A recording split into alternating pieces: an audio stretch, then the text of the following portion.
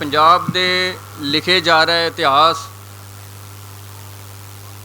विच शामिल होने वाले सारे वीर एक बारी पहला फतेह की सांझ पाइए। वाहिगुरू जी का खालसा वाहिगुरू जी की फतेह। तलविंदर सिंह भाई उन्होंने नाम अनाउंस किया।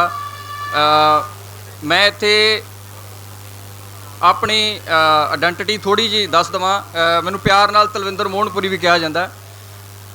मैं एक लेखक भी हाँ। इत्थे मैं शामिल होण आया, अपनी हाज़री लवाउण आया। एक पंजाब दा वसनीक होण दे नाते, किसान होण दे नाते ते लेखक होण दे नाते। वसनीक होण दे नाते दा मतलब ये है कि मैं किसान ना भी होवां, मैं लिखारी ना भी होवां, ते तां भी मेरा फर्ज बनता है कि मैं इत्थे शामिल होवां। किसे नाल इसे मसले ते विचार हो रही सी कि ऐतवार शंभू चलना। वो थोड़ा जिहा मजाकिया लहजे च होण करके बंदा ते उन्हें कहा कि ना मेरे कोल किला ना मेरे कोल किली ते मैं क्यों जावां दिल्ली। इत्थे सवाल उठदा है कि ये मसला सिर्फ किसानां दा है? नहीं, मैं बड़ा क्लीयर लफ्ज़ां च कहांगा कि नहीं। किसान कुछ समा कढ़ सकता है जदों नूं ये महसूस होण लग पिया कि मेरा जिहड़ी उपज आ, मेरा हुण झोना जिहड़ा वो 50,000 का नहीं विकदा। क्योंकि जदों पूंजीपति आ गए तो पूंजीपतियां ने जदों गलबा पा लिया सजे सिजे ये रेट डाउन होणगे।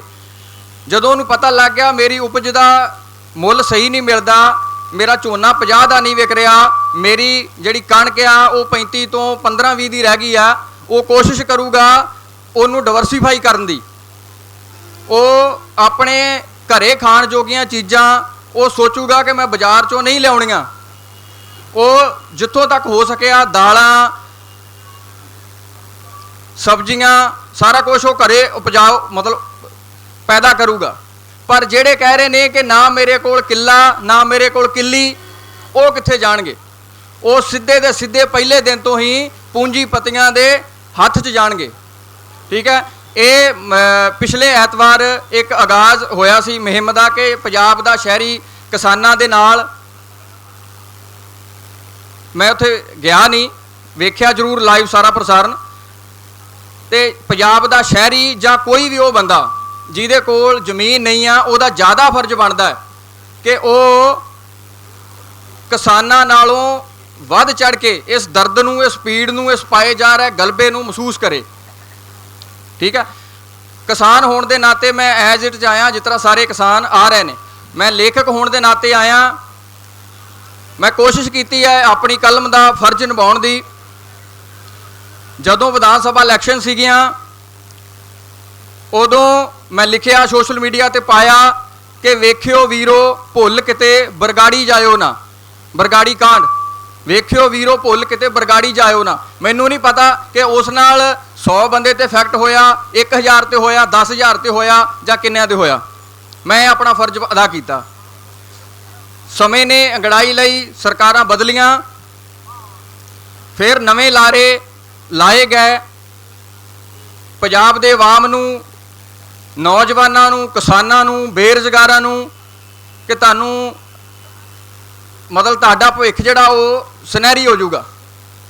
उन्हां सुनहरी भविख की आस विच जदों पूरे नहीं हुंदे दिखे, फिर की होया? पंजाब दा किसान खास करके मकामा डिप्रैशन च चले गया। उन्हें खुदकुशियां दा राह अपना लिया। तुसीं वेखदे रहे लगातार रोज़ अखबार दीयां सुर्खियां च हुंदा सी एक खुदकुशी 2-3 उन्हां दी एवरेज सी। ठीक है। फिर कलम ने कलम उठी, फिर बोलिया खुदकुशियां हल हुंदा नहीं, बुरे हालातां दा बहुती देर नहीं रहिंदा, हनेरा कालियां रातां दा। खुदकुशियां हल हुंदा नहीं, बुरे हालातां दा बहुती देर नहीं रहिंदा, हनेरा कालियां रातां दा। बस थोड़ी जी ढीक ही करनी पैंदी चानण लई, सानू देना पैना जोर अपना आप पछाणन लई। फिर समय ने गड़ाई लई हालात आ बन गए जिथे आप अज खड़े हैं। मैं धन्नवाद भी करदा सारे किसान वीरां दा जां सारे उन्हां लोकां दा जिन्हां ने वो खुदकुशियां दा राह छड्ड के ते संघर्ष दा राह अपना लिया। फिर हुण लिखिया कि मेहनत दा जद मुल नहीं पूरा मिलदा बंदे नूं, फेर भला की समझे उस सरकारी डंडे नूं, करन मजारे सड़कां उत्ते चढ़ना पैंदा है, हक सच लई मोहनपुरी तां लड़ना पैंदा है।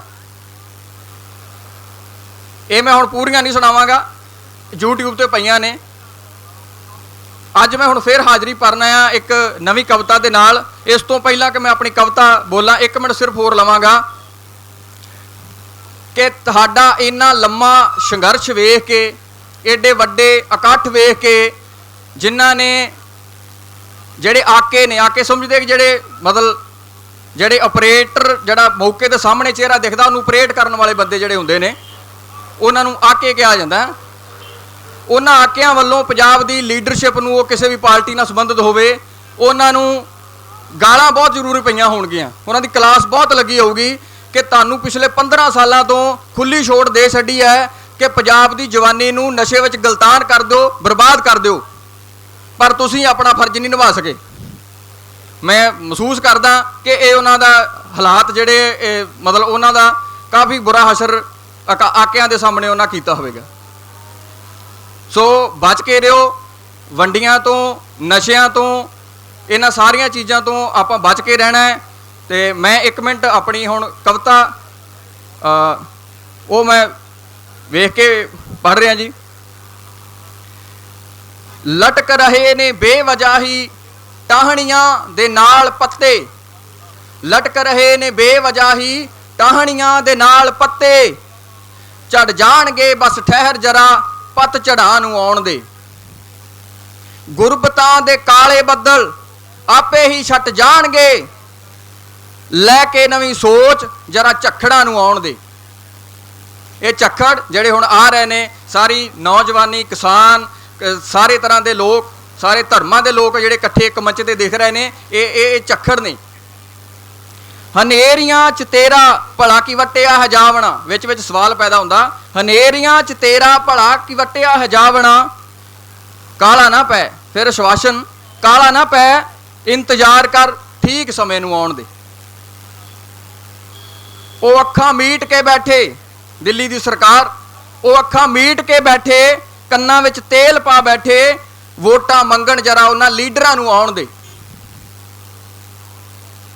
मुजारे दी आवाज़ मध्यम है, मुजारे दी आवाज़ मध्यम है, जां वो थां ने उच्ची ते संघासनां ते, मुजारे दी आवाज़ मध्यम है जां वो थां ने उच्ची ते, आवाम तां जागेगी जरा सुर्खियां नूं आउण दे। पैंडा कठन तां है, पैंडा कठन तां है पर बहुत लंबा नहीं, पैंडा कठन तां है पर बहुत लंबा नहीं, लैके शमशीर उन्हां राहां ते आउण दे, लैके शमशीर मैनूं उन्हां राहां ते आउण दे। सेध लैणी बनदी है सानूं इतिहास दे पन्नियां तो, भगत सिंह सराभे जी सोच लै नौजवानां नूं आउण दे। अखीरली पंक्ति तुसीं महसूस करियो कि कई जिहड़े मीडिया वाले कहंदे ने कि इत्थे इकट्ठ घट सी, वखरे वखरे थावां ते उन्हां ने क्योंकि खिडौणा हुंदा, लोकां दा मनोबल डिगना हुंदा, इस करके वो कहंदे ने। अखीरली पंक्ति जरा ध्यान नाल कि इस काफले नूं लोड़ नहीं, इस काफले नूं लोड़ नहीं भीड़ बहुती दी, इस काफले नूं लोड़ नहीं भीड़ बहुती दी, मोहनपुरी बस अगे कुछ इंसानां नूं आउण दे। धन्यवाद। एक बार मैं सत श्री अकाल। इनकलाब, इनकलाब।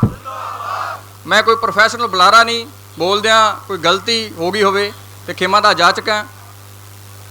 वाहिगुरू जी का खालसा, वाहिगुरू जी की फतेह।